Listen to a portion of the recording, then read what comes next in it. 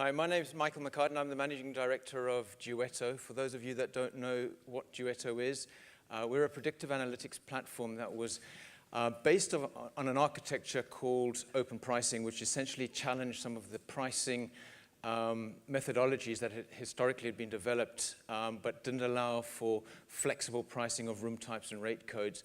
One of the benefits of the open pricing architecture and methodology, it allows us to personalize pricing. So a lot of talk around personalization and pricing and loyalty and things like that. What we're doing with our customers and partners is allowing that personal experience to translate into individual pricing as well. So each individual or group of individuals can actually get a price that is unique to them. So that's just a little bit about me and Duetto. For the last however many years, probably since about 2000, late 1990s, it's fair to say that the OTAs have had a fairly tough ride, a lot of criticism, a lot of negative responses from the hotel community. But I think we've got to a point now where there's broad recognition that actually the OTAs are a very powerful partner. They drive and capture business that doesn't necessarily, that the hotels don't necessarily reach. And so we're all one big happy family now, and we're here to make love and not war. Discuss is the debate. So what I'm going to do, and I think in the last sessions we've left questions to the end. I'd prefer questions from the floor ongoing. I think it'll be a bit more relaxed, and let's have an open conversation. I've also asked the panelists to ask each other questions as well, just to stimulate some debate and to challenge each other. So I don't intend to do all of the question asking. I'd like to leave it up to all of you who know far more about this than me. So what I'm also going to do is get each of the panelists just to introduce themselves, a little bit about their companies, and their position on this big love fest that we're going into. So I'll start with James. Hello, I'm James Osmond. I'm the CEO of Triptease. We are a technology business that provides the direct booking platform, which sits across hotel websites and booking engines and helps to drive more conversion of direct bookers. So you can probably guess which side of the fence I sit on this particular question. But I would just preface it by saying we're not anti-OTA. We actually think the OTAs are remarkable businesses that provide a lot of value to hotels. Whether it's about providing more access to distant markets that an independent hotel could never imagine of getting in the past, or providing, frankly, a state-of-the-art conversion machine and booking experience. I think sometimes OTAs are absolutely the right distribution route for a certain type of hotel with a certain type of customer and a certain type of strategy. But it all comes at a cost. And for us, there are lots of ways of talking about that cost, and we can talk about the cost of acquisition and commissions and those things. But actually, for us, the cost goes deeper, which is that you guys are all in the hospitality business. Hotels are remarkable things that provide great experiences for people. And we feel that that really starts not when people walk into your reception, but on the website, when they start to engage with you, the minute they're booking with you. And if you don't know who the guest is earlier and you're not thinking about the whole customer journey from the website through to the reception, then you're not providing a great enough experience for your guests. And if you're letting somebody else come in and take control of all of that, then you're beginning to write what is potentially the sort of, collectively the biggest suicide note in history, because it's letting go of the guests, and they're the valuable thing. So to deliver your core proposition of great hospitality, you need to engage with guests on your website. You need to convert them into direct bookers. You can generate a lot more profit for yourselves doing that. And that's our point of view. So OTAs are great, but direct is best. Yeah. Over to Tom. Yeah, hi, I'm Tom Magnuson, CEO and co-founder of Magnuson Worldwide. We have a brand with about 1,000 properties in the US and now in the UK. Nobody ever asks, how did this evil OTA thing get started? And most people don't really understand kind of where it started. And it started really back right after 9/11. I think we all know that. And it's a myth that's been perpetuated really by the US franchise industry. And how this came about was the franchises were absolutely rocked after 9/11 when all of their valuable franchisees called them up and said, why am I paying you 15% of my gross when I could go direct to Booking.com or Expedia? And they absolutely felt just frightened and threatened. And this is no different than today when the black cabs are freaking out about Uber. And you can't stop transformation. They've just been on it a lot longer. But they've perpetuated this myth of the OTAs as the baddies, really, and their high commissions to draw attention away from their high costs, such as 15% of the gross, or maybe a PIP. For those of you that don't know, a PIP is a property improvement plan. It's an industrialized standardization of franchisees. So, for example, a 60-room Best Western here in the UK could pay $250,000 just to stay brand compliant or lose their license. And what most people don't know that while the franchises have all been jumping up and down about their go direct strategies, it's really now their rewards programs and their go direct strategies now count for about 1/3 of their total revenues. So people really don't ask, how did a rumor get started? But that's our stance, is that the evil OTAs, the baddies, was concocted to draw attention away from these exorbitant fees. The OTAs are not exorbitant fees. They've helped the world, everybody in the world, globalize at a very fair price. And they're really no different than the electricity company. They're here to stay. How could you do without the electricity company? So how we approach the OTAs with our company is a very valuable part of the distribution structure, and then we certainly augment that with more of a platform approach. Fantastic, great. And to hear the other hotelier's point of view, I'll hand over to David just to introduce GLH and Hello everybody, I'm David Taylor. I'm the Chief Commercial Officer for GLH Hotels. We've got currently 17 hotels, 15 in London, just under 5,000 rooms. Completely different scale to Tom's business. In terms of our reflections, in terms of our OTAs and OTA partnerships, I think it was driven for us very clearly by our owners, who are naturally inquisitive and curious and ask lots of questions about what is the value of that and what is the cost of that and what is the benefit of that. And to reflect a little bit on what Tom has just said, their understanding and interpretation of OTAs was that they were huge organizations, they were a threat to the industry, what are we doing about it? And I said at the time that I think the policy and the honesty is likely to be in the numbers. And we're interested in the profit that we generate per room and how that profit is put together and how we can actually distribute our rooms in an open and a fair way.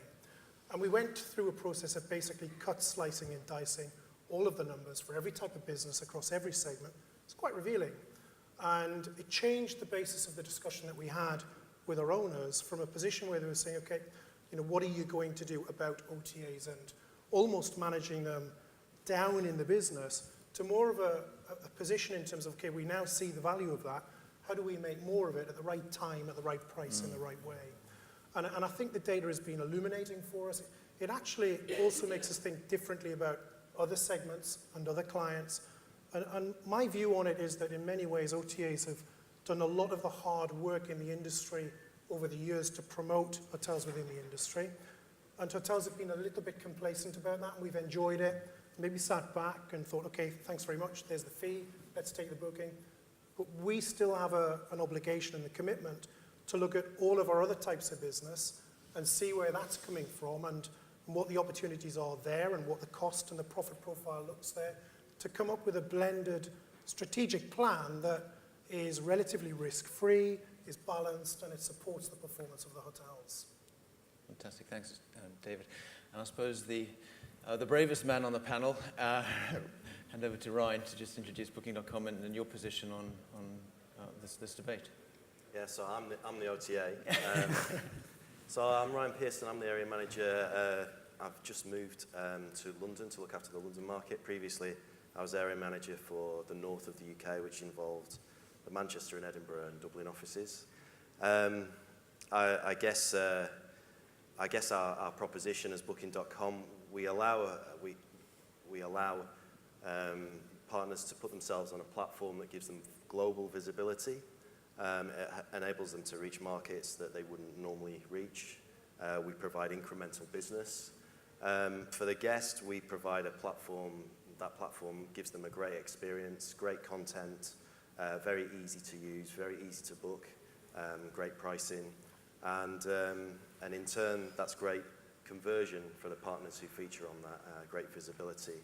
We, like I say, bring a lot of incremental business to our partners. Fantastic, good. Tom, I've got a question for you. You mentioned the big brands there, and it's clear that Booking.com and other Expedia, other big OTAs have a lot of reach, can reach guests and customers that certainly the smaller hotel brands can't reach, and even the big ones. And yet, there seems to be, within the hotel community, this obsession about driving direct business, almost to the, hell-bent on doing that, almost to at any cost. Why is that? Why is there this obsession with Book Direct right now? I think there's the obsession is a reflection of a very sustained period of economic tough times. I mean, once you get out of London, things are different. And if you get out of the UK, you get to the US. If you get to the US, where you take out the top 25 markets in the luxury sector, you've got a 55% occupancy nationwide. And in the provinces, we're operating at 70%. So there's this, it's a frustration, and there's an obsession with how do I get those direct bookings? I don't think it's realistic. I just don't see how any hotel can have a powerful enough direct strategy to compete with the OTAs. You could augment the OTAs, but not compete. The numbers that we see is that direct bookings have fallen about 40% over the last 5 years. They're not increasing. Possibly it's because of the consolidation of the OTAs.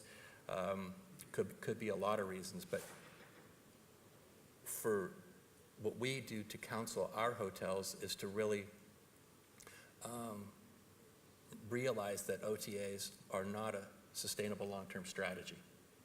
You know, they're really great pillars of your business, but you've got to have a platform strength. And it would be GDSs, direct corporate business, get on the phone, call up corporations, and a lot of offline stuff, a lot of offline efforts. Cool.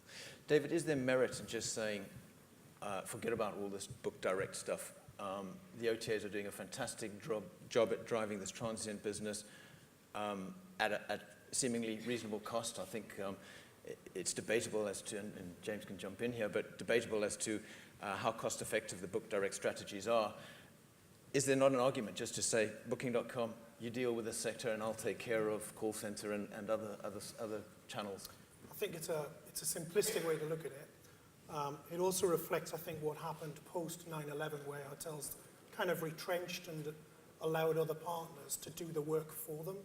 And I think in many ways that many brands focus on driving direct business is just a way to try and catch up what we should have been doing for years, which is focus on all of our other business types and make sure that we've got the right plans and actions in place to come up with a balanced strategy.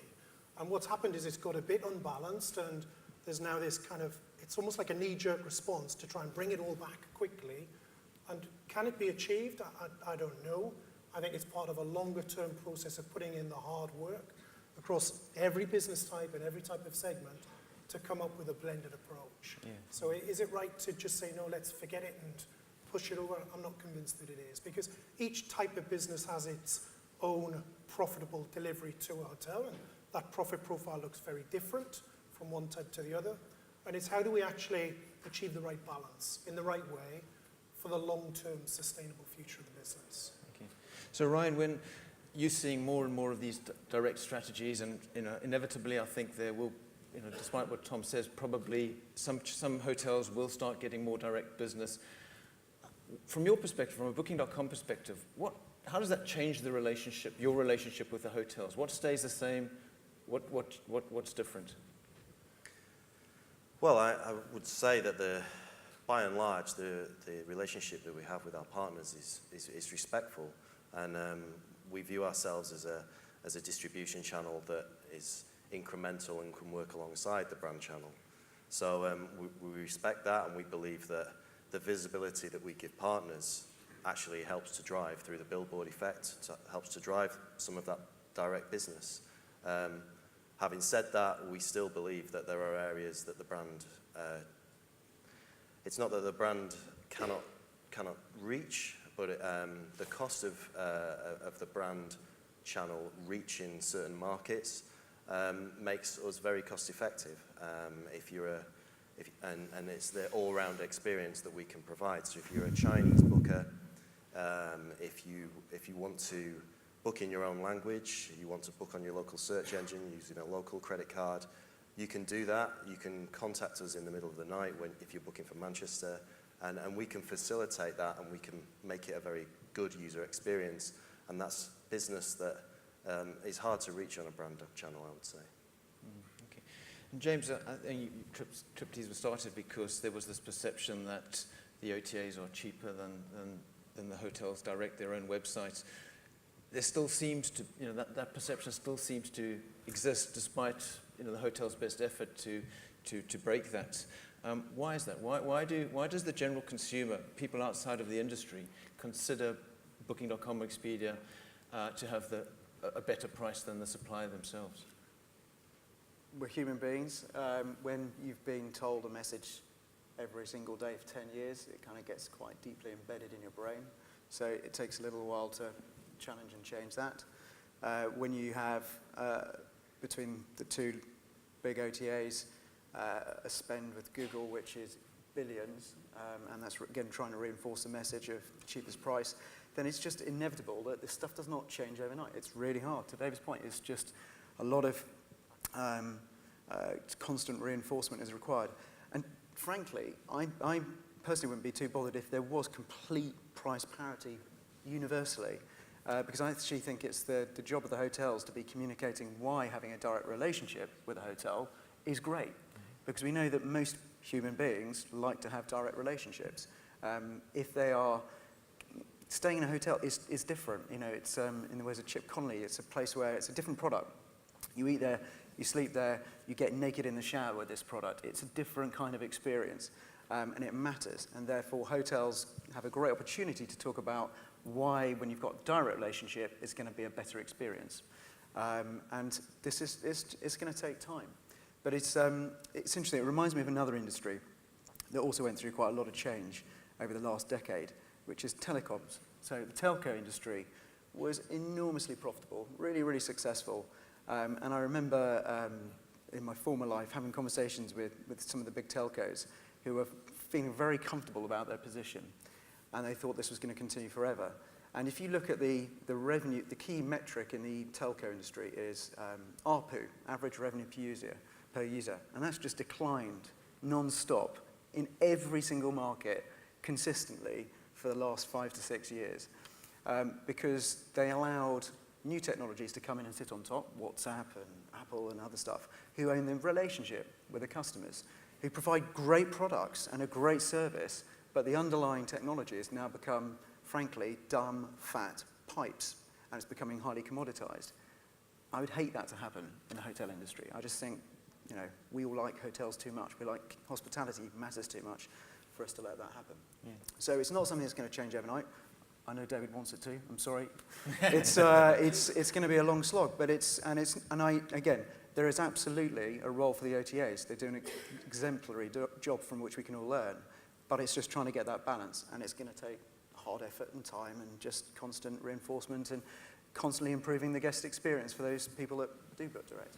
Yeah. So to Tom and David, there is a cost for driving direct traffic. In your businesses, what does that look like, and how does it compare to the OTA commissions and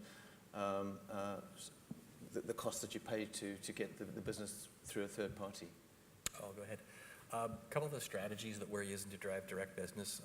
We've got a rewards program we just recently launched with Amazon.com, and it's very simple. Book 10 nights direct, and we give a $25 gift card or £25 gift card here to the user. We don't have any blackouts or things like that.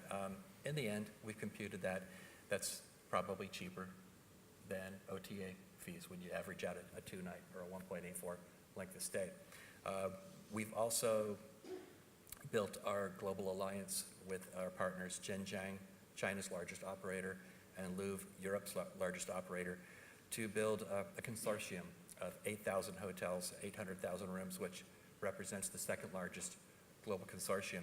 And what we've done as a direct strategy is create a hotel version of an airlines marketing alliance, where we sell each other's hotels on our respective sites. So it's just another way to reach new customers.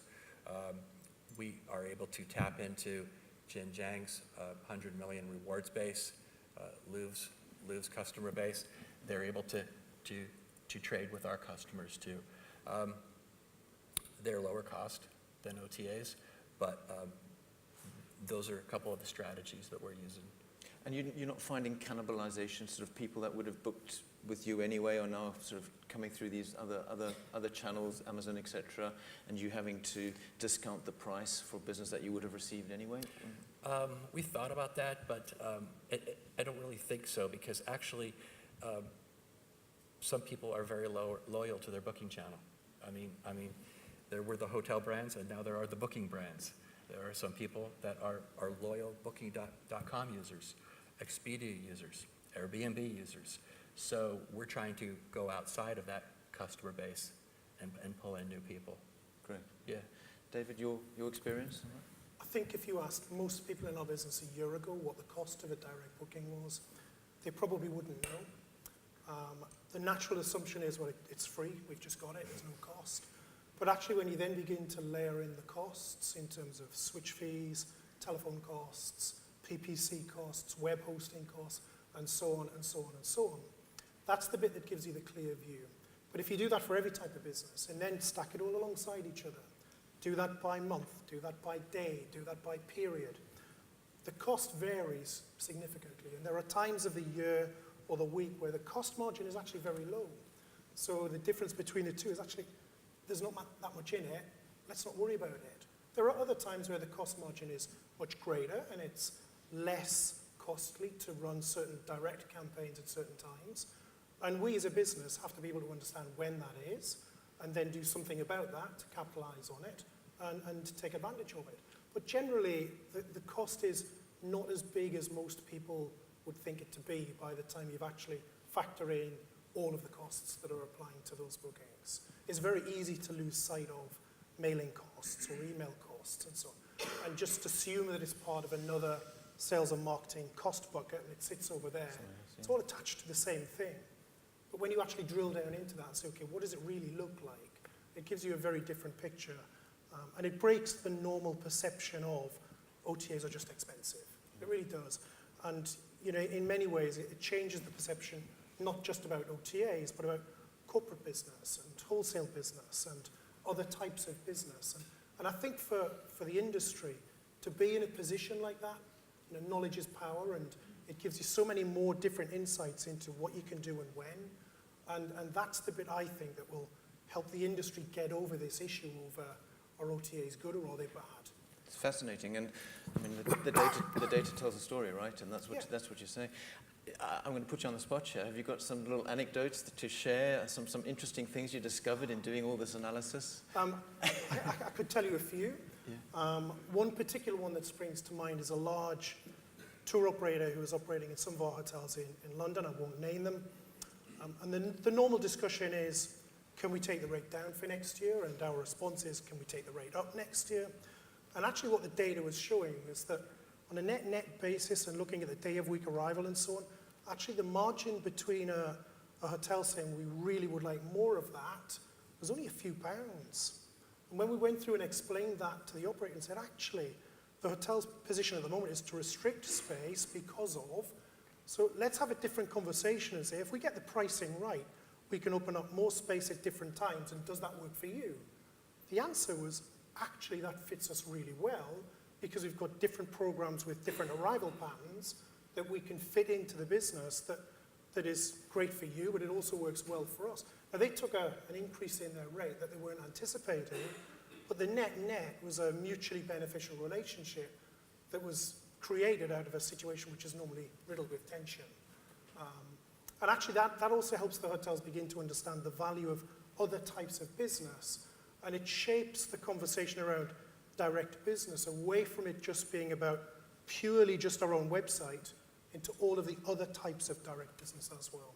Fantastic. Charlie, you must have lots of James, his brother. Lots of pearls of wisdom, guidance, best practices around direct business, driving direct, what works, what doesn't work. Do you want to share some of those?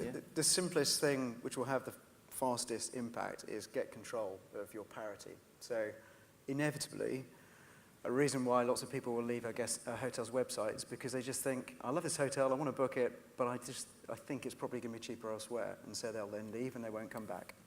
And so just knowing what your parity rates are and then doing something about it to manage, and get those all aligned, that will begin to have an impact on making sure you're driving more conversions. So that's kind of job one. Job two, again, it's not rocket science. People instinctively believe that if you book direct and have a direct relationship, you might get and probably will get a better experience. They find it hard to articulate why that is. I think it's just human nature. We're social beasts. But reinforce that. Explain to people why direct is best. What is it that you get? For me, the analogy I always use is I'm a member of the BA Air Miles and everything like that, because I live in the distant hope that one day I will get an upgrade. And it never happens, but I still book with them because I still believe it might happen. And we know that the most powerful thing you can offer is if there is a room available and you're a direct booker, you'll get a room upgrade, and that's actually really motivating. And it costs you nothing. It's just an available room. So and he goes on and on. There's loads of stuff. Come and talk to me later. Ryan, James. James mentioned rate parity. I guess there's a temptation for all hotels to rate parity, offer something cheaper on their websites and things like that. What's your guidance to the audience, to the hoteliers in the room on rate parity? And follow-up question to that, how do you deal with the repeat offenders, the ones that continually flout that guidance, whatever it is? Well, I think our view on it has not changed. Fundamentally, it's about the customer experience and how you perform on the website. So what we're looking to do is to create an environment and experience on our site where there's great content, great descriptions, it's really easy to use for the guest, and they have a competitive price that they're comfortable with and they're secure with. If you take away that element of it, then the experience is lessened, and for the partner, the impact is that the performance on our site as a platform is lessened as well. So you don't convert as well. You may experience higher cancellations and you lose some business to your competitors. So the fundamental way that we feel about it hasn't changed. We think it's a good thing to have that consistency across all channels.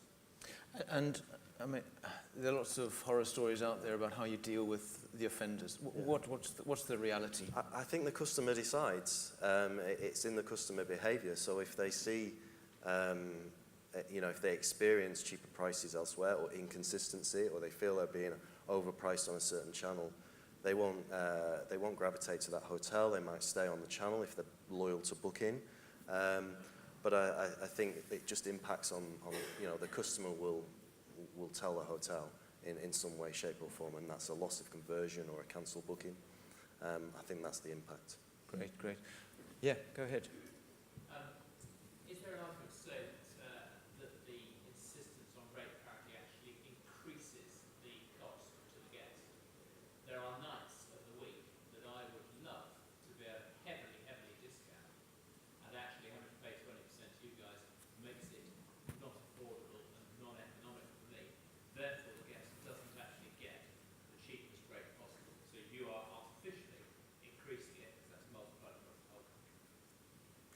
Well, I would say that you're in control of pricing and availability 100%. So, I mean, the control is with yourself.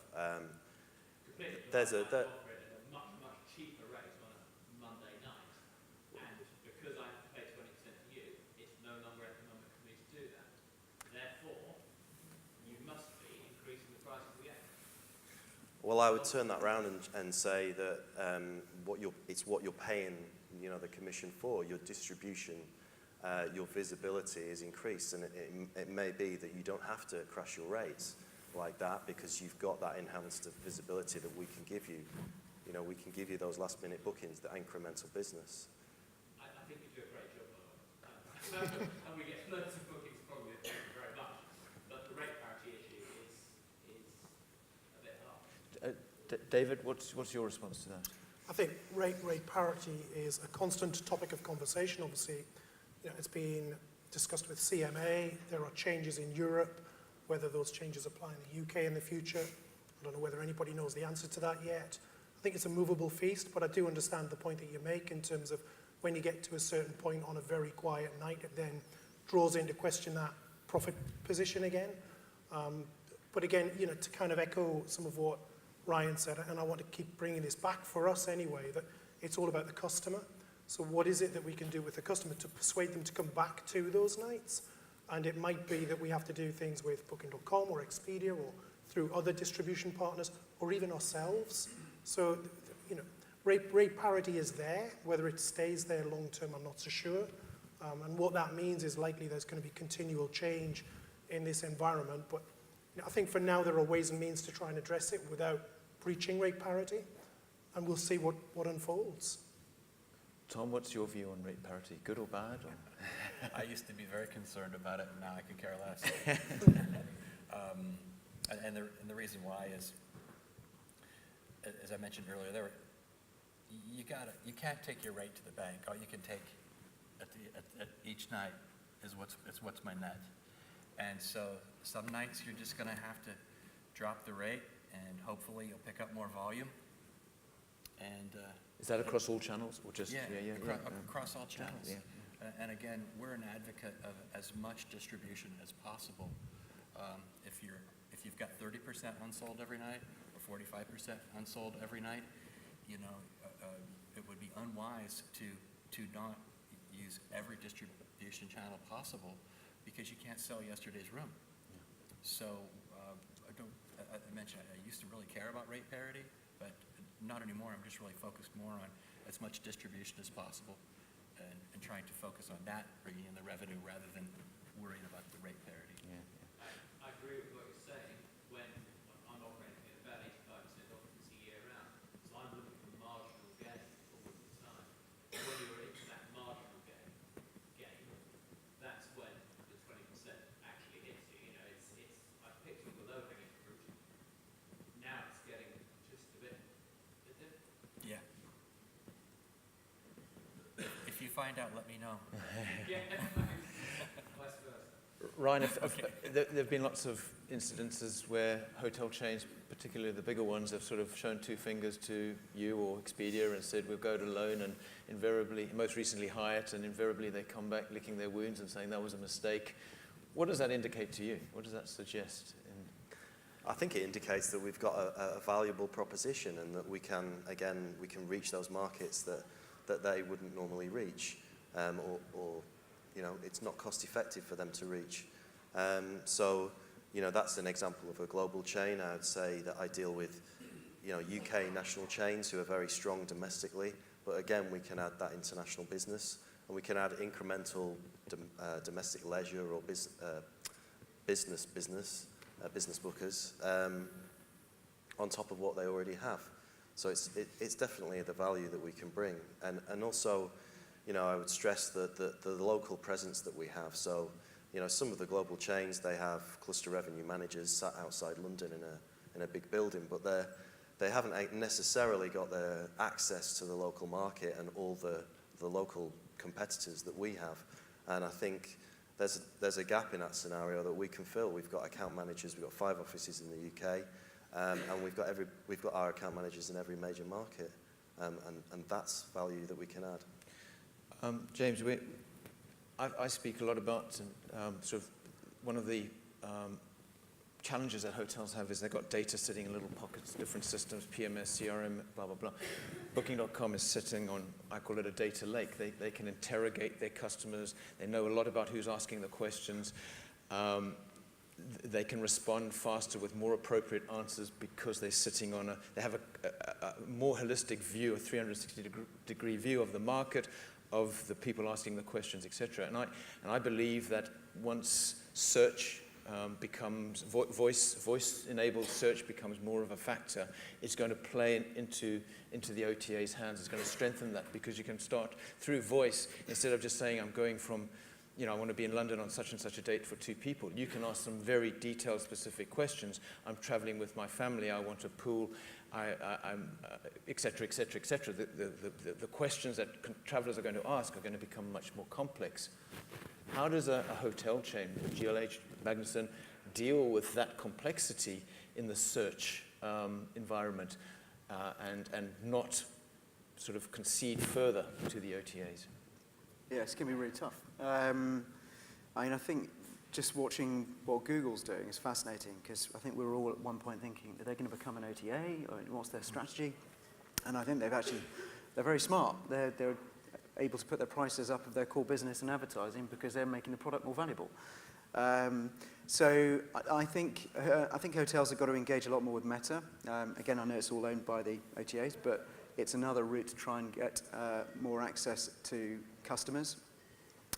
And actually what I'd love to see is a bit like you're doing, just a bit more kind of collaboration across lots of different independents getting together. Because the scale of Booking.com is unbelievable. And this is, I think, one of the most fragmented industries in the world. And therefore, the inherent ability to get better and better and drive more conversion and just feed that machine through all the insight they gather all the time from the data they're capturing is almost impossible to compete with. But the hotels do have an advantage, which is nobody knows the hotel as well as the hotel. And guests want to know what the hotel's really like. And the hotel knows the area better than anybody else, and they can do stuff for you. So I think it's all about trying to collaborate more across hotels, across independents,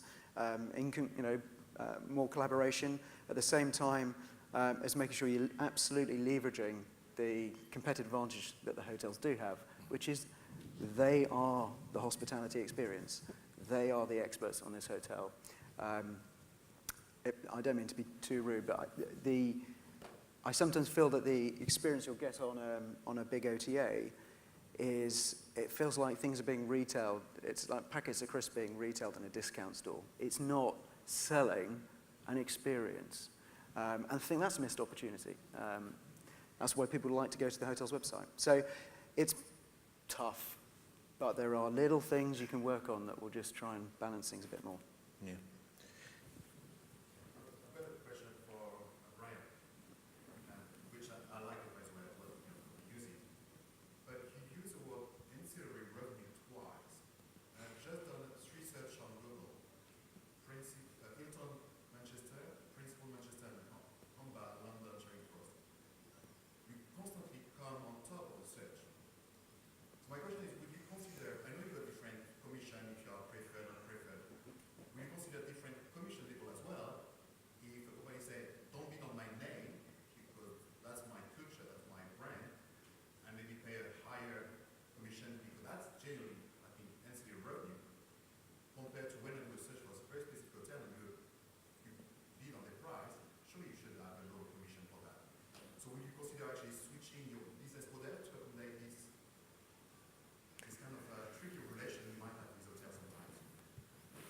I think there's kind of 2 questions there, and the first part goes back to technology.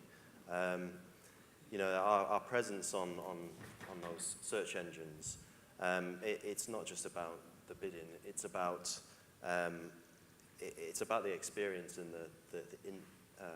the investment into the technology on the platform to give the guest the great experience. And that's what we're looking to do. That's where we're investing. We're all about innovation. So you know, you can be at the top of the search, but you still have to convert the customer, and that's about the platform that you provide, how well it converts, again, the content, the pricing. So, I mean, from that respect, I think we do a pretty good job, and again, we're cost effective. In terms of commission in general, there's always been a cost of distribution. I think we're a model that's built for a digital world, and we feel that we're best placed, we're the best value in the digital world. We know that we need to add value. In the last couple of years, we've added analytics tools, revenue management tools, direct messaging apps to guests, and we've got tools where you can where a partner can target specific areas of business, like business bookers, like Chinese bookers. So we know we need to add value for our commission, but we're comfortable with the fact that we still represent a very cost-effective level. My question was more, I guess, if I go to Germany, a city I don't know, I will go to Booking.com directly, because I know that you will find a place for me that I can't know. But if I stay in London or come back in Manchester, where I'm enjoying my previous stay with a specific hotel, and do a search in the name, that's where, the question might be asked that is not that necessary at all.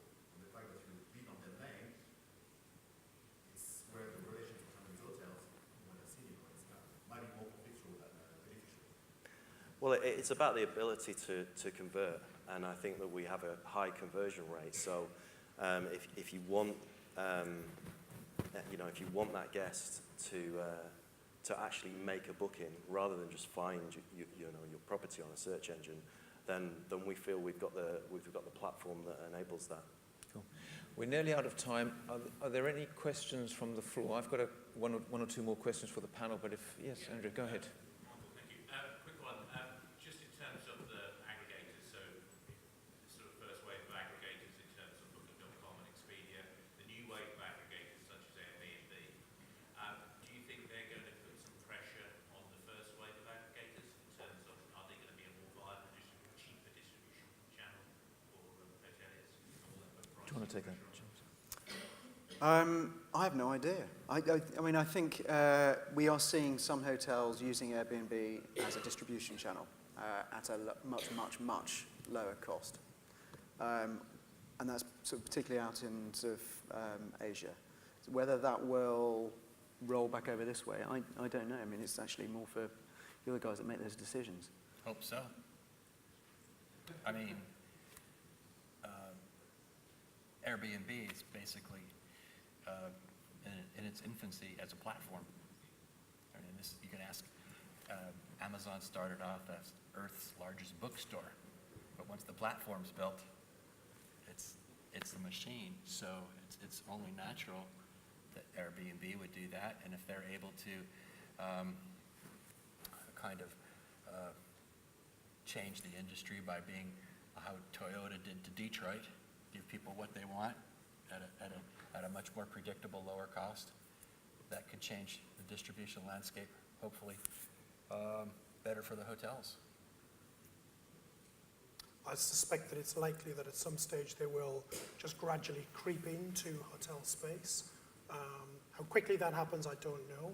But I also think that there's longer term possibility that there are other platforms out there. Who's to say that Uber at some stage may not want to link a hotel to a taxi fare? There are lots of other different tech platforms out there that work incredibly well and are growing very quickly that aren't yet in the hotel space and may come into the hotel space. Now, yeah, it's a fair and open market and everybody competes, on a level. Competition's healthy. It's competition for OTAs is great. Competition for hotels is great. I think it's just a natural evolution of how technology is beginning to really kind of add value to our lives. Ryan, you must be having these conversations at Booking.com. I absolutely agree. The competition is out there and it's healthy, and what it's doing is driving innovation.